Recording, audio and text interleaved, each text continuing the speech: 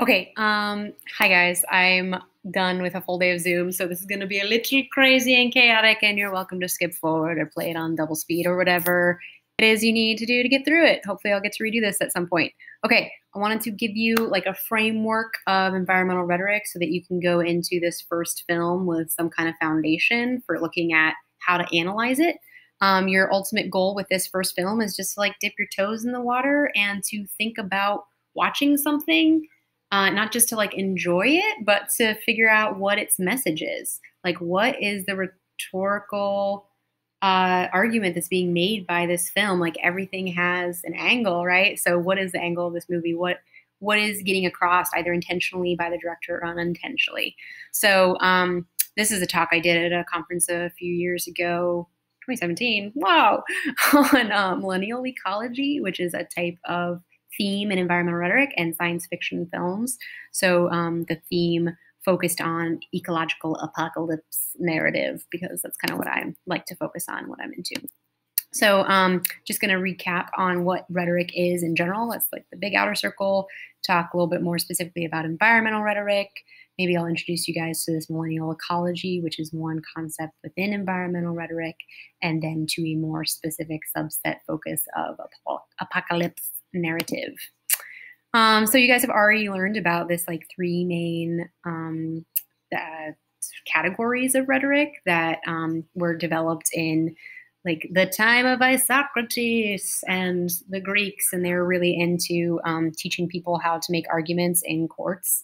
And this was like you would pay to have a teacher of rhetoric, right? So like Isocrates or Plato, whoever would come to your house and be like, "I'm going to teach you how to make a really solid argument. Give me all the money." No, but I mean seriously, it's like the art of discourse. So it's taken really seriously in that time.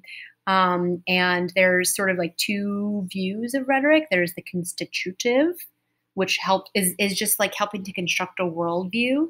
So this is actually a really good example is Plato's The Republic, which he's trying to just answer the question of like, what is the role of the state? Like, how do we govern ourselves? Like, and he kind of takes like a philosophical standpoint. So that's like help constructing a worldview, is making those arguments to like understand the world better. But then there's this other kind of rhetoric that's pragmatic and that is when we have an intention to persuade somebody. And so that's what we're really focusing on in this class. And sort of these three categories of persuasion that were developed by the Greeks are like logos, logical, pathos, the emotional, and ethos, which is like the you trust me because I am like a trustworthy person. I feel like there's a better single word way to encapsulate that. We're working on it. We can look at writing, we can look at speeches, fiction, nonfiction, single images like we did with the polar bear, or films, which is what we're doing. I know I already talked about the polar bear, but such a solid example of environmental rhetoric in a single image. Painting the picture of climate change, and yes, you should care and feel bad for this polar bear, and this polar bear is all alone and it's isolated in the middle of this ocean of doom. Anyway, this is another great example on a billboard that I saw in Pennsylvania once, which is wind dies, sun sets.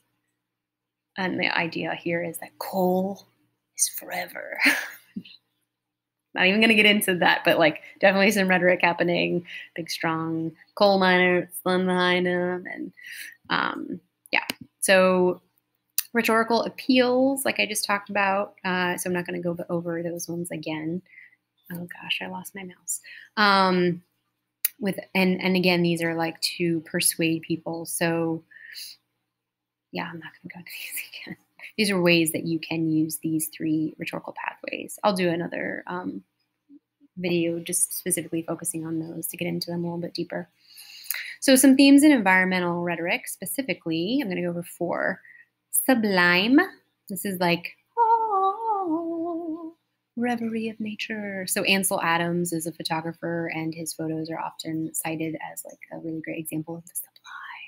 Like this is like, I saw God in the woods, or like, you go out to the Cathedral Rock and look into the other world or whatever. So that can be sublime in like an awe-inspiring way. That can be sublime as in I am all powerful, I am almighty. So I can think of sometimes even as like seeing the devil in the dark. That's also an example of like sublime environmental rhetoric. Good writing example here by John Muir and Hetch Hetchy Valley. I'm not going to read you a quote from that, but if you click on that link, it takes you to his writing, and that was back in the 30s. They were going to flood this valley, which I think they did. I think they did, because they were gonna dam the river to create a reservoir. Okay, and he talks about how nature is like a church, and we find ourselves in it, and how it has value because of that. Yeah, he lost. He damned it. The second one is Jeremiad. This is like lamentation. Ugh, denounces human behavior. Humans are so bad. You're awful, which is not the worldview that I'm promoting here. It's just that's the rhetorical angle. And a great example of this is the Lorax. I speak for the trees. You don't need a thneed. Here he is with Betty White for some reason. Cool. Third category is environmental melodrama. So this is moralization of issues. A great example of that is like documentaries do this all the time. Like Food Inc.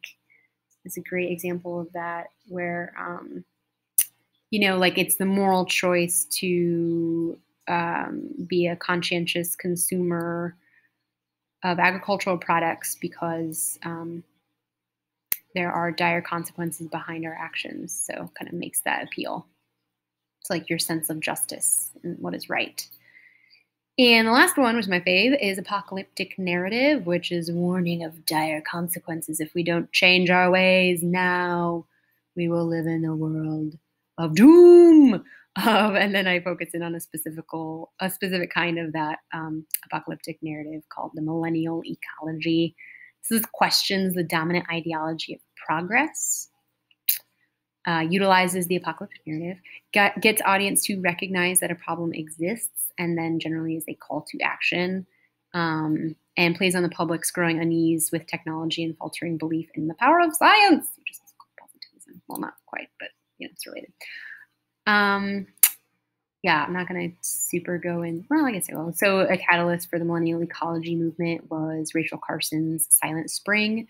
This is a book that came out in the 60s and talks about the extreme health and environmental impacts of pesticides, which was not being talked about at the time. And she was heavily criticized when this book did come out, but it really catalyzed a movement with the environmental movement, which really does focuses a lot on this millennial ecology kind of view, which up until now was the opposite, right? So in the 50s, it was all about like science is the future, build it, microwave dinners, we are amazing and can do anything, and plastics and whatever. And then kind of this was a little bit of a controversial view, questioning that sense, that progress at the cost of environment and human health. Okay. And then there's the ecological apocalypse within that. Usually themes of overpopulation, like in Soylent Green, depletion of resources, same pollution, fungi. No, that's not really, kind of. This gets more deforestation. Genetic engineering gets out of hand, like in a lot of Margaret Atwood books, like Oryx and Crake. She talks about that. Climate change is having irreversible devastation. War leading to destruction of nature. All bees die. I just threw that in there. And here are some examples of that specific kind of rhetoric, the ecological apocalypse. So Blade Runner. What is natural? Destruction of nature via war. Soylent Green. Logan's Run. Silent Running. Wall-E. Snowpiercer.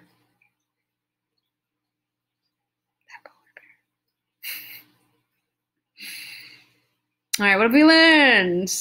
We've learned what environmental rhetoric is, specifically about millennial ecology and the apocalyptic narrative as a rhetorical device, whether or not it's intentional, and both reflective of a public discourse, right? It shows what people care about in the moment and are talking about or feel like they need to make an argument for.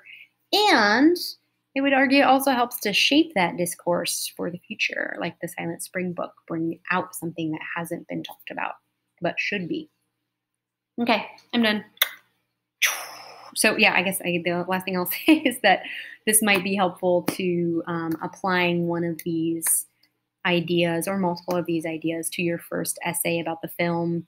It's okay if it's not beautifully structured like an argumentative essay. We will get there in time. It's just the goal right now is to analyze the film using some of these ideas as lenses, and thinking about what the film's rhetorical power was. Like what is this film trying to say? What did the giant robot mean? Or what was, you know, the analogy supposed to be, or maybe not supposed to be, but what could you make an analogy for? Like, is this supposed to represent nuclear war or the power of corporations? Or, what's going to happen if we continue on our pollution route? Okay, the end. Seriously, the end. I'm done. See if I can find the button, which I can't because I lost my mouse. So now you just have to suffer from me talking about this too. Well, oh, there it is. Oh, I found it.